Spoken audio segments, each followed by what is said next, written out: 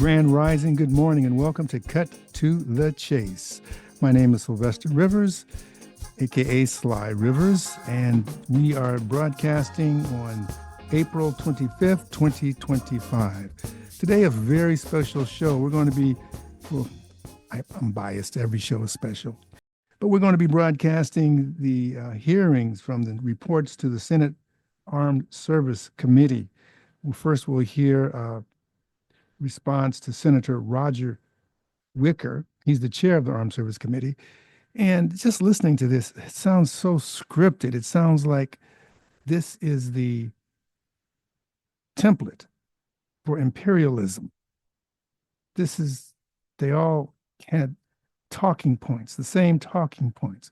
They had a few differences, but basically they were all on the same page. Republicans, Democrats, and so on and so on. Because we want to break some stuff down, what our government is doing and how they portray people and portray things. And it's really a shame and sad, but it is what it is. But we're going to expose it. We are going to expose it and let you know what's happening. So this is Senator Roger Wicker. He's the chair of the Armed Service Committee as they started, a little less than a 2-hour hearing committee or whatever they call it, reports to the Armed Service Committee. And we'll come on after him and talk about it. The European continent is now entering its third year of war as Russia continues its brutal assault against Ukraine. There's no question who started this war. Why would you even say there's no question on who started the war if you're so sure? That raises the question, who started the war? Despite the physical and psychological exhaustion and material constraints from the conflict, the Ukrainian military and people have heroically and successfully continued to resist Russian efforts to subjugate them.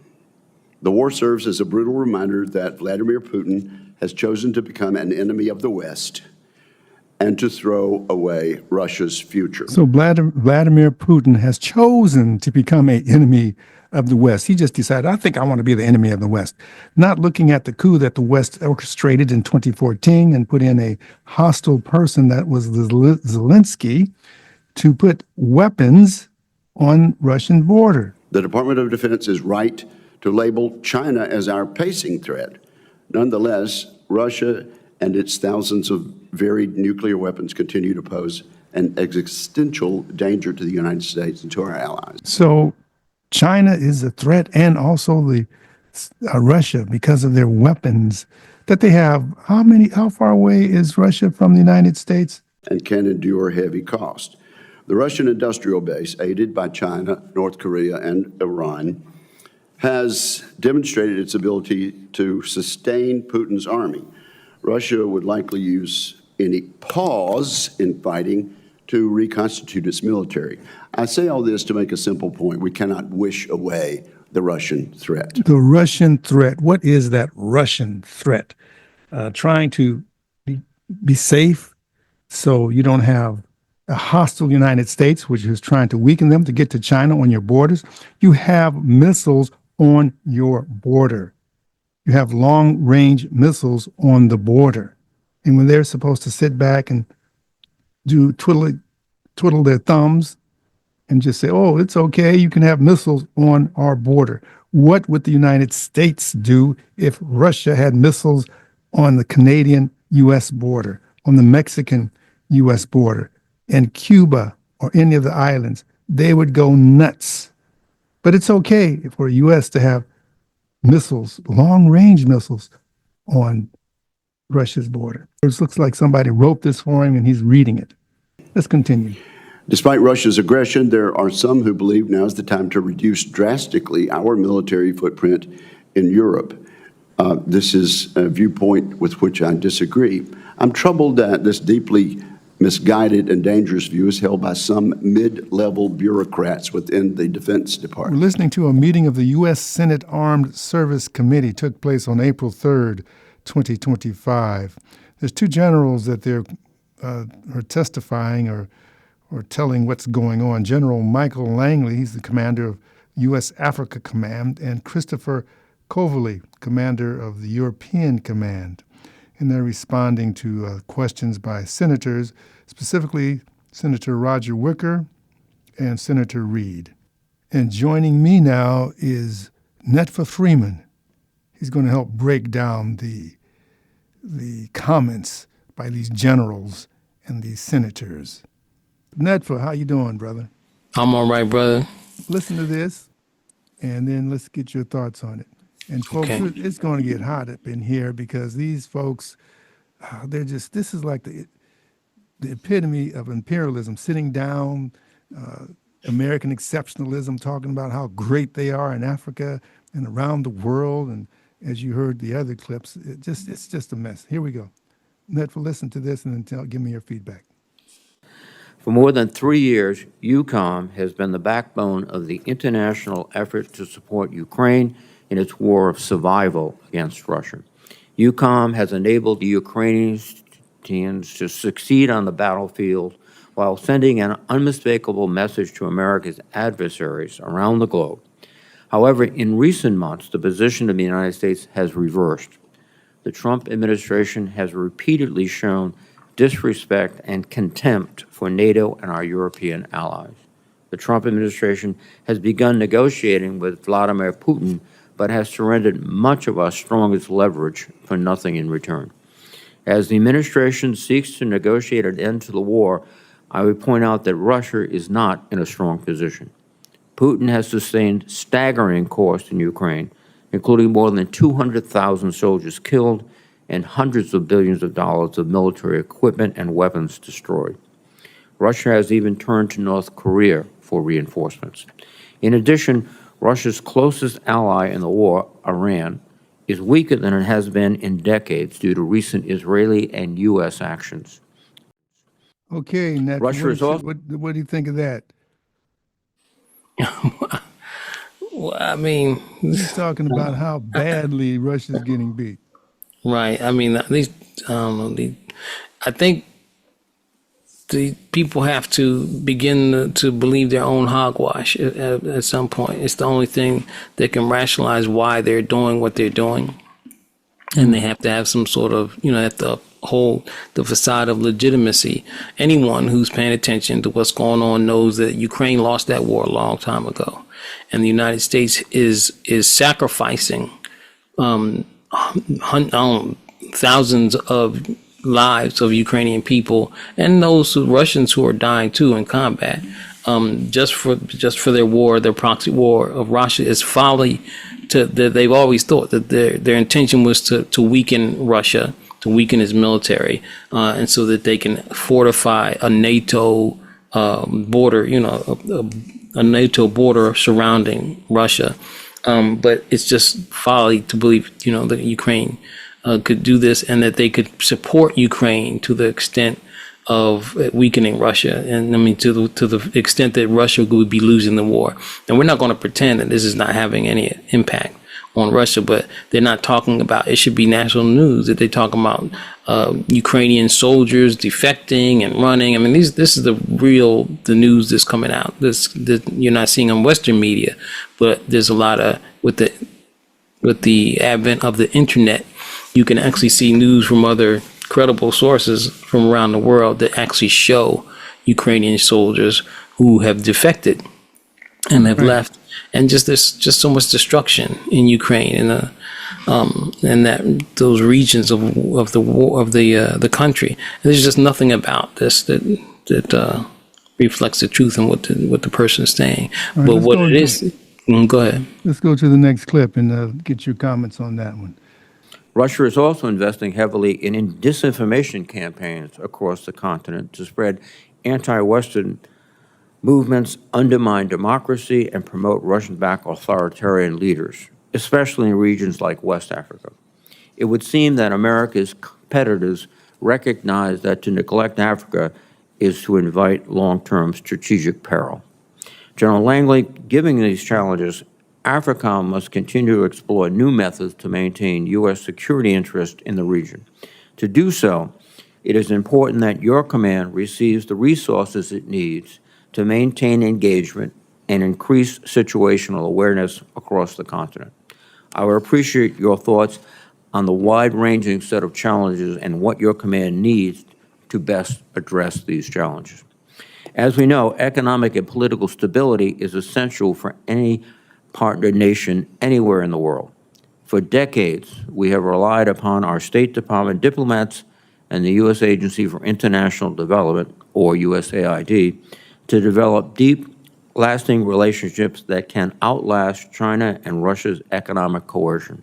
Indeed, until recently, Africom had a senior USAID officer within the command who served as the senior development advisor and reported directly to the commander. I'm deeply concerned that our soft power leadership in Europe and Africa has been badly crippled over the past several months. Okay, I'm going to just pause there. He's talking about USAID. Of course, you are advocate of getting Africom out of Africa, correct? Mm-hmm. And USAID. Right. Yes. So what do you think of what he said? I mean, I don't know. It's a lot. It's really, delusional. It's Western European delusion, and then people have to realize that the United States as defined and maintained by the elite class in this world is really an extension of Western Europe. They've inherited the legacy of colonialism. And so when they even talk about their interest and whatnot, people should be getting to ask themselves, now what interests, legitimate interests, do these people have all the way across the globe and in our homeland, Africa? And when he talks about, the interest, like what did he say? We've spent decades trying to do good by Africans or something. I mean, it's a mess. It's so ahistorical. It gets worse. Let's finish this and keep going. Hold on. Let's finish what he says because we stopped it. General Cavoli, General Langley, I would like to hear your perspectives on the critical importance of diplomacy and developmental tools to achieve our national security objectives and how our competitors have sought to capitalize on the withdrawal of USAID from your regions. Finally, I would highlight recent press reports that suggest President Trump may soon remake the entire U.S. combatant command structure, including dismantling Africom and merging it under EUCOM. This would be a mistake and, I believe, a harmful decision. Gentlemen, please provide your assessment of the harm to the U.S. vital interests if we reduce our engagements in Europe and Africa and the opportunity that would provide for competitors like Russia and China. We continue to face a very historic time in the European theater. Russia's war in Ukraine, now in its fourth year, has revealed Russia to be a chronic threat, and we see in the future it will be a growing threat, one that is willing to use military force to achieve its geopolitical goals and is today actively waging a campaign of destabilization across Europe and beyond. Further exacerbating this threat from Russia are the deepening partnerships among our adversaries, Iran, the Communist Chinese Party, the DPRK, and Russia itself, and these are increasingly posing a global risk. But U.S. EUCOM and the NATO alliance have arisen to the challenge. NATO deterrence has held, war has not spilled into NATO territory. With support from a broad international coalition, U.S. European Command led the charge in helping Ukraine. We established Security Assistance Group Ukraine, now commanded by Lieutenant General Curtis Buzzard. And for 38 months of this war, SAGU has delivered critical munitions, arms, and equipment from the U.S. and our allies to the Ukrainians. These efforts have been indispensable in enabling the Ukrainian armed forces, and they have empowered them to mount a courageous defense. And now NATO has taken up this task as well, establishing in record time an organization to take over much of SAGU's mission. The threat of war has also led the NATO alliance to embark upon an historic campaign to fundamentally overhaul and modernize its military capabilities. After years of underinvestment, too many years, our allies are finally optimizing the alliance for high-end war fighting. And within NATO, we now have the plans, the command and control, and increasingly the forces, and we have the focus to meet that mission.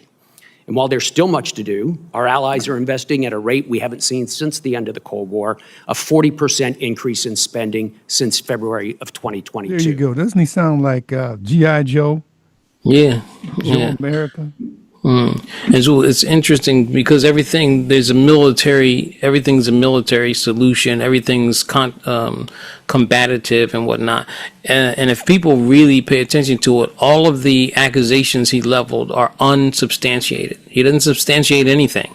He's calling things threats and saying these things, but he doesn't detail in what way are these things a threat. They think that people have short memories and don't remember that they're the ones that destroyed Iraq, destroyed Libya, right? And overthrew and conspired to assassinate Patrice Lumumba in the Congo. They're the ones that are supporting the proxy war using Uganda and Rwanda to destabilize the Congo now, right? And have a U.S. president in office that's vaguely saying, "Oh, we want to cut deals for the minerals," and that's what it's real shameless. It's not like the Democratic Party and these others weren't doing the same thing. They just didn't say the quiet part out loud. And so, sorry, go ahead. if we keep in mind the history of the U.S. supporting, what they call the warlords in Liberia and all these other places. Charles Taylor, trained by the CIA, the overthrow of Nkrumah. I mean, when did they just turn and become this benevolent force that was doing Africa good? It seems to me like this is all scripted. It seems like they were all given some talking points and they're reading from it and they're asking the questions. And their purview will sound the same to us because of where we're situated in the world. It sounds the same, sounds robotic. It sounds like, because their conclusions it's the same interests. They have to maintain unfettered access to, exploitation of Africa's minerals and land and whatnot, and the markets and the labor, African labor, and they can't give that up. So in order to couch that in some sort of altruistic way, the only way to do that is a way that will sound the same when everybody is trying to do that. What they say will sound the same to us, and it's also because it's devoid of any substance. And so it does sound scripted because there's no details in it. There's no way how they're helping Africa. There's no, what the USAID, the function and role that it plays. It's ridiculous. Right. It's a mess. So this is Senator Reid asking these questions now. Yeah. I think he's asking. I think this is going to be General Langley, who's the head of Africom. Let's listen to what he says. Now, everything we do at the United States Africa has one overarching goal in mind: achieving peace through strength. Now, this requires three things: a clear understanding of national security threats, a robust and dependable network of like-minded allies and partners, and appropriate resourcing to match military requirements. Now, as I've said in previous testimony, Africa remains a nexus theater from which the United States cannot shift its gaze. It is home to terrorists who take advantage of conditions in Africa to grow and export their ideology. ISIS controls their global network from Somalia. It is where the Chinese Communist Party actively works to change the international rules-based order as a stepping stone to become the global hegemon. And it's where the Russian Federation seizes opportunities created by chaos and instability. Now, to protect our homeland and the United States' interests, we must deter these nations and their malign actors from their goals on the African continent. Oh my goodness, they have these. Boy, we need our troops in there, don't we? Right. I mean, that's what they say. Well, it's interesting. We have to have a very clear analysis of the world, a historical analysis, a materialist analysis. When a country like the United States that's predicated on imperialism, that means internationalizing your exploitation, your very hegemonic and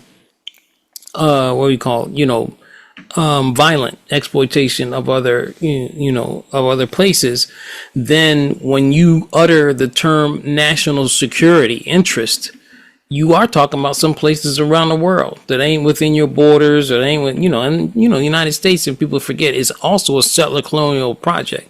It exists at the expense of indigenous people here, and it's expanded that same type of logic, of domination and exploitation and subjugation to the rest of the world. And so when they talk about, and people they can say it without substantiating it. They can say it, and they want people not even to question the illogic of it. Your national security interest across the Atlantic Ocean in Africa, where people really should have the right to sovereignty and self-determination and whatnot, or any place else in the world. How is your national security interest threatened in another place in the world? Well, it's threatened because when people start trying to exercise self-determination and decolonization, your imperialist interests are threatened. There go your national security. Your national security is dependent upon, it rests on, at the expense of people around the world. You're so right. As you mentioned earlier, they don't define interest. And you were speaking with Netfa Freeman. We're going to keep rolling, because this is what our money is going to. These. Can I say one thing? I'm sorry. Of course, before we do, just real quick, is that one of the other hypocritical and contradictory things he's talking about, the terrorist extremists and whatnot, and all this support, this anti-Russia stuff and whatnot. Well, it's known, it's now knowledge that the Ukraine was assisting the terrorists that they claim to be fighting in Mali to try to overthrow Mali. They had an operation going on. They killed, some Malian military and whatever Russian military people that were, but that was with the terrorists. The Ukrainians did it with the terrorists. They're not talking about that. Let me backtrack so people understand. You're saying that Ukraine was part and parcel to help these militias trying to overthrow the liberated countries in Africa. Is that what they call Sahelists or whatever? So Sahel states, yeah. I can't remember what they Sahelists or something. I don't know what the word is. But the violent groups that claim it to be Islamic under the banner Islam and trying to overthrow it. This is funded by the U.S. Yeah, the fundamental, like they said, ISIS associated and whatnot, which we know also, we should know that proliferation across the Sahel, across Africa and other places of the world was caused by the U.S. destruction of Libya in 2011. Now, that's what instigated and flurried this up. Now, what you're saying is really, really damning to the narrative that this country is putting out. And I mean, I thought these Marines were, but anyway, let me just keep going. This is, I think, Senator Wicker, I believe. Let me see. Give us your assessment now, first of all, of what we have learned, what our military has learned during this 2.5 years of conflict in Ukraine. What have we learned about Russia's military? Where are they now? And Ukraine's military capability and where they are now? Chairman, we've learned an awful lot. First of all, I should point out that early on in the conflict, all of the services and the Joint Force established a variety of cells and organizations deliberately to study the lessons of the conflict. And we've had everything from publications about it to seminars on it at a classified and unclassified level. And we have learned an awful lot. Some of the things that we have gained as a military are well, they're technical, they're procedural, and they're sort of large-scale operations focused. So technically, for example, we have learned an awful lot about Russian measures and countermeasures and how to countermeasures, a lot of technical stuff. We've seen a lot of growth in both the Russian capability and the Ukrainian capability in electromagnetic warfare, electronic warfare, and we have learned from that, and we have modified many of our procedures. I think you're familiar with the U.S. Army's Transformation and Contact Initiative. That is really based on lessons learned from Ukraine. I put that clip in there because it just tells me another reason why they provoked that war. They provoked the war because they wanted to see what Russia had without using their own boots on the ground. So that was a precursor to, okay, let's do this. Yeah, that was one. And the other part is also they wanted to see what Russia had, and they also wanted to see if they could exhaust enough of Russia's forces that they would be weak enough, you know. The other part is that all of those stuff that they've poured into Ukraine is a windfall for the offense contractors, you know. True that. And so, you know, it's a lot. This country, you know, ever since it was Eisenhower, they called it talked about the military industrial complex, warning about that. Yes. And so warning about it, but not really, you know. But right now, this such a huge industry that a lot of what they're trying to do to secure how they secure resources and raw goods and markets and all of this stuff around the world is by threat of force, by use of force. And there's no, you know, I mean, and they talk about, you heard one of them talk about soft power, but there's also they refer to hard power, which is just straight up invasion and Right, you know, right. those kind of, So why do and they then- even need this power? Why don't Right. you? Yeah. Right. This But is now they amazing. sell it all. They're the biggest, the United States and these offense contractors, these private industries are the largest distributors and, of weapons and war gear and things related to war around the world. You know, it's a large part of the GDP of, you know, the United States. A lot of these are multinational corporations, and so it's really obscene. And the United States, obviously the government is a client. You know, they, you know, buy things and give them away or sell things, facilitate the contracts between countries and these contractors.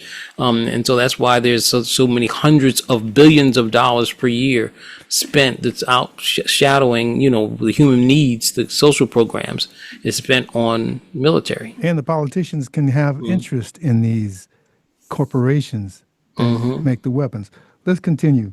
There's a number of programs that we see that the Chinese Communist Party is trying to replicate. They can't do what we do. They can't do what we do in PEPFAR, where they extended the life span of a number of Africans by 20 years. They're trying to replicate that. They're trying to match what we do. So that's what we're seeing as we start to fold in the capabilities of USAID under State Department. China's trying to exploit that scene.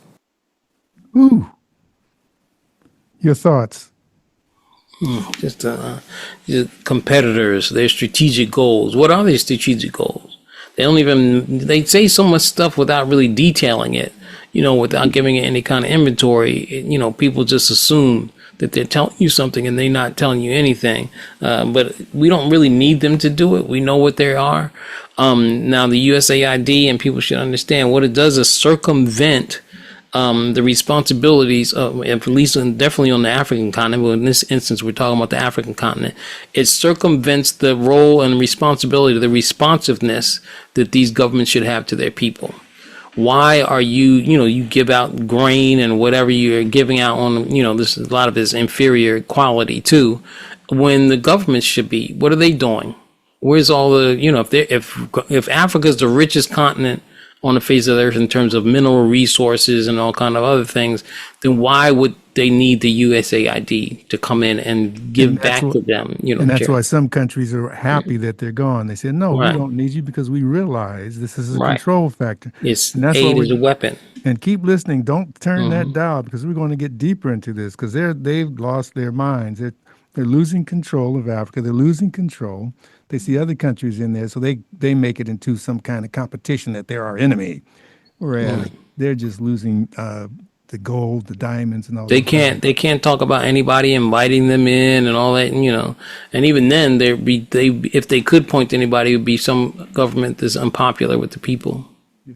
You're listening to KPFK Los Angeles. My name is Sylvester Rivers, aka Sly Rivers. This is Cut to the Chase, and what we're talking about, Netfa Freeman from the Black Alliance for Peace, is that other media, even other programs, are giving a whole different twist on what's going on there. Oh my God, this is terrible, and Russia is this and that, and Africa. But anyway, I'm going to play another cut because, of course, ISIS is also, the people that use ISIS and Al Qaeda is bad, but they just financed ISIS to overthrow the Syrian Assad government, but they're the bad guy. Depends on what their goals are. But here's another clip. I'm very concerned about the rise of ISIS in the Sahel. That is a serious issue that we need to attend to, that we're talking about great power competition, China, Russia. We can't forget about terrorism. Is that correct? Senator, that's correct. And the rise of ISIS by numbers in the Sahel, really more focused on the ISIS element that's in Somalia because of their networks. In the Sahel, they're growing in number, but not so much in capability. But we are still engaged, especially in coastal West Africa, of like-minded countries to deter that from the outside in. What a game. What a game. Netfa. You would think, because we just already mentioned, and it was ISIS. I was remembering this in particular. This ISIS is the particular affiliate, group that they were supporting, that Ukraine was buttressing and working alongside in Mali. So there's just the hypocrisy there. It's just so stark. And Mali is the Sahel that he's talking about. That's one of the countries of the Alliance of Sahel States. And what they really feel threatened by is the fact that these countries, the states of these countries, formed an alliance and now a confederation, that is reflective of and emblematic of the African unity that we were looking at back in the 60s into the 70s, 50s, 60s, and 70s, and that they've had to undermine with all kind of CIA coups and plots and what's the Britain's thing? I think M16. Britain's intelligence is M16 or something like that. And then also France, whatever, they've had to undermine the wave of independence that was going on. Now he's talking about, as if, they talk as if the history of the United States in Africa is not just clear, completely clear. There's this documentary, I don't know if you've seen it, Yes. Soundtrack to a Coup d'etat. Yes, amazing. Yes. Right. It's really good, but it's also, but I think it's mindful, should tell us what's happening today. They are actually, and I think you're probably going to play this clip too, where they're talking about, they're trying to disparage, Burkina Faso. But this whole thing has been something that they're trying to undermine because they don't like the fact that African people are trying to, chart our own course, whether it be within the confines of this country or outside. They have to undermine that, not just because it's African people, just because there's any non-white people that have their own, land and whatnot. They attacked Burkina Faso big time. We're going to get to that right after this other clip first, because then they're talking. So we're going to get to the big mess that they're talking about after this clip here. Then we're going to go, because they're trying to overthrow Burkina Faso because of Ibrahim Traore, who I say is Africa's Fidel Castro. And he's holding him off, like they tried to assassinate Fidel Castro for doing for the people. But before we get to that and what they said about that, let's go. Here's what they say are their success stories in Africa.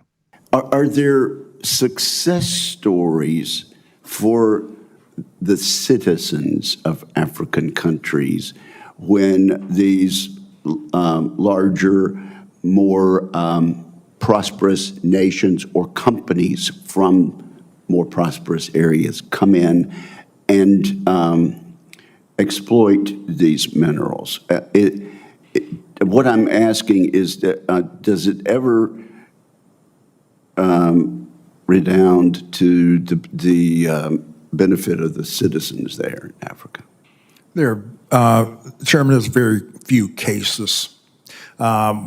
When the Chinese Communist Party is outed on them pulling out raw materials, not benefiting the populations of the host country, they've been trying to come up with ways how they can stay there and process only at the protests of the people of these African countries that host these mineral resources.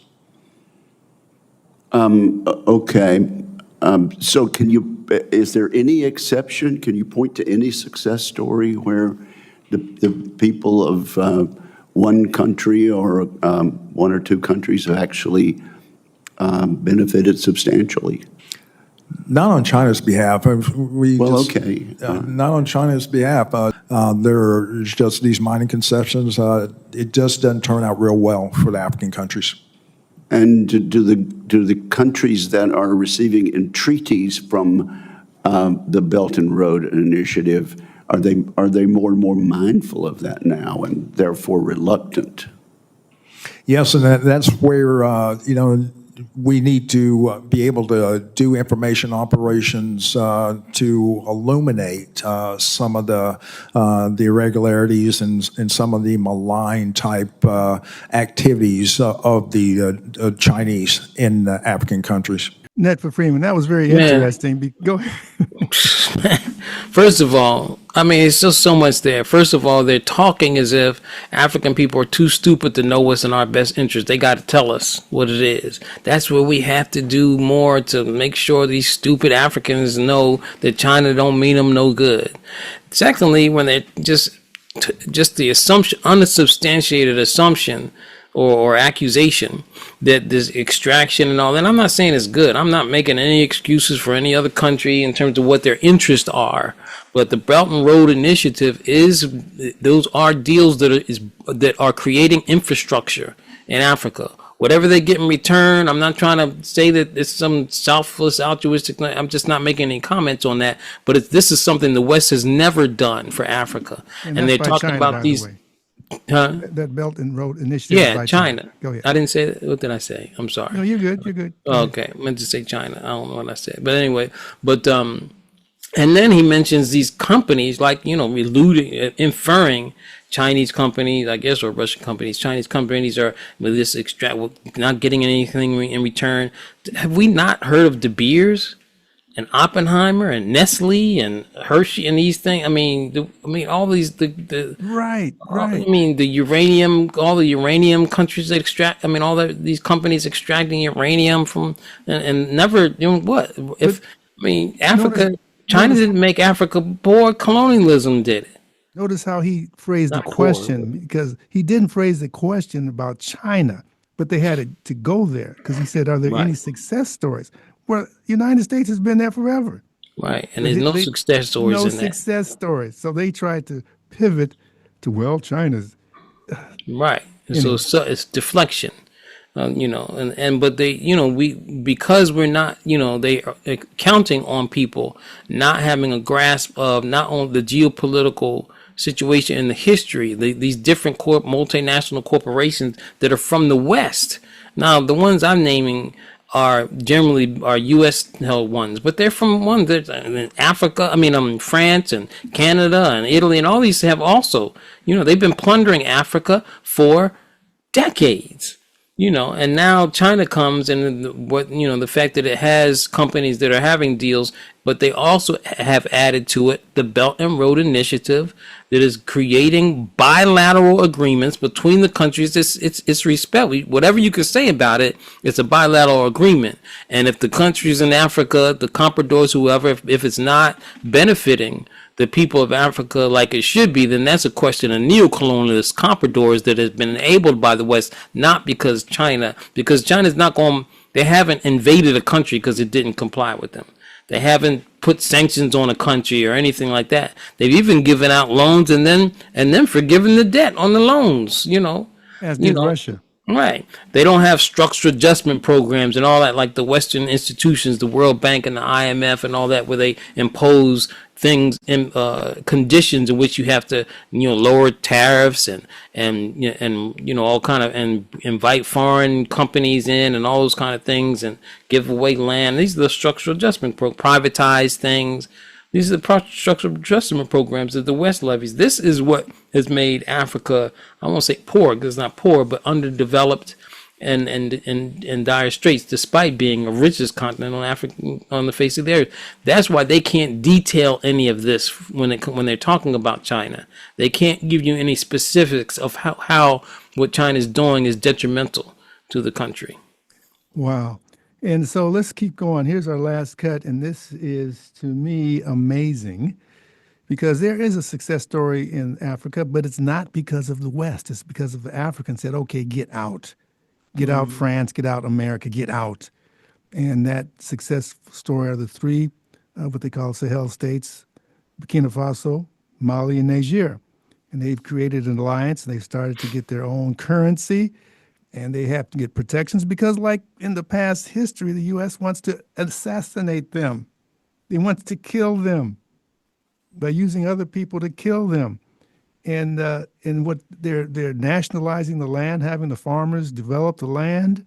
They design and are manufacturing their own electric car, they being Burkina Faso. So that means they're a threat to the U.S. domination. So let's see what they say about this new leader. We call him the Fidel Castro of Africa, at least I do, of Africa, because we know Fidel was doing for the people. He had his fatigues on, as does Ibrahim Traore. And he says, no, this is for the people. And of course, he had to fight back the multiple attempts by the U.S. to kill him, which they're trying to assassinate Ibrahim Traore. Information and narratives are power then, aren't they? Absolutely. And as I said a few minutes ago, and I always will tout this, that we own the facts. We own the facts. We know exactly what the Chinese Communist Party is doing, and to some degree what the Russian Federation is doing in their propaganda operations. But we don't own the narrative. Both of them own the narrative. Sure what we don't. do best. I can imagine a situation, though, in which the ruling elite of a country is receiving gratuities on the side that inure to the benefit of the strongman leader and not to the populace of the country. Does that sort of corruption and bribery go on with regard to the Belt and Road? Absolutely, Chairman. I see this, and I don't mind calling them out, but Captain Traore and Burkina Faso, as they know that both, whether it's their gold reserves, that is all those proceeds are just in exchange to protect the junta regime. There's a number of examples across. Even in Sudan, what's going on with the rapid support forces and Burhan of the Sudan forces, when you get down to it, is all about the revenue that can be drawn out of that. And there are nefarious actors in the CCP or in sometimes Russia. So there you go. It started. They want to demonize the leader who's helping the people, like they do Gaddafi and Fidel and Nkrumah, to give them the justification for the non-listening KPFK, well, not KPFK, y'all know, for the non-knowing Americans. Oh, yes, he's so bad. He's terrible. He needs to go. You heard it. What do you Right. Because one thing to get away, people have to really use our critical thinking. They haven't substantiated anything. They don't give it's just accusations. It's all unsubstantiated accusations that they cannot really do it because it doesn't give, and it's also insulting. It's like the African people, just don't know what's going on. We don't have control of the narrative. Well, the old saying is one truth can smash 1,000 lies. Why you don't have the control of the narrative? It's because you don't have any truth to put out there.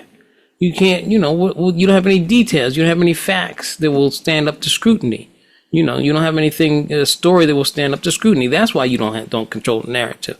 I mean, you have the biggest media apparatus and propaganda apparatus in the world, all kind of radio stations and all that kind of stuff in other countries, mind you.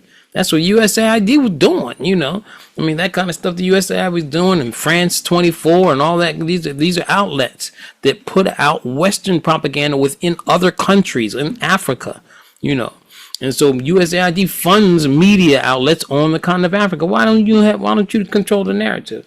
That doesn't make any sense. And when they say, the gold, is used to protect the regime, in what way? Spell that out. What does that look like?